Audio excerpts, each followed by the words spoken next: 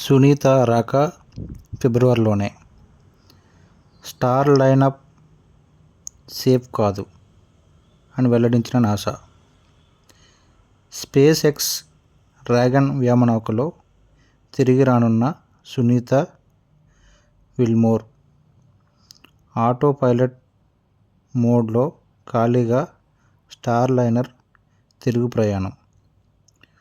అంతర్జాతీయ అంతరిక్ష కేంద్రం నుంచి సునీత విలియమ్స్ బిచ్ విల్మోర్ భూమికి తిరిగి రావడానికి బోయింగ్ స్టార్ లైనర్ క్యాప్సూల్ సురక్షితం కాదని నాసా తేల్చి చెప్పింది. వారిని అందులో వెనక్కి తీసుకురావడం అత్యంత ప్రమాదకరమని పేర్కొంది. ఆ రిస్క్ తీసుకోరాదని నిర్ణయించింది. వచ్చే ఏడాది ఫిబ్రవరిలో ఎలాన్ మస్క్కు చెందిన స్పేస్ ఎక్స్ షటిల్ డ్రాగన్ క్యాప్సూల్లో వారిని తీసుకురావాలని నిర్ణయించింది.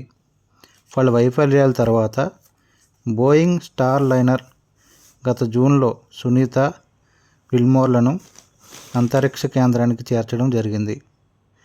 థ్రస్టర్లు మొరాయించడం, హీలియం లీకేజీ తదితర సమస్యల నడుమ అతి కష్టం మీద స్టార్ లైనర్ ISSతో అనుసంధానమైంది. వారం కోసమని వెళ్ళిన సునీత విల్మోర్ అక్కడే చిక్కుకుపోయారు. ఫిబ్రవరిలో తిరుగు ప్రయాణం అంటే 8 నెలలకు పైగా ISSలోనే గడపనున్నారు. స్టార్ లైనర్కు మరమ్మతులు చేయడానికి బోయింగ్ ఇంజనీర్లతో కలిసి నాసా తీవ్రంగా శ్రమించిన 3 నెలలు ప్రయత్నాల అనంతరం మానవ సహిత తిరుగు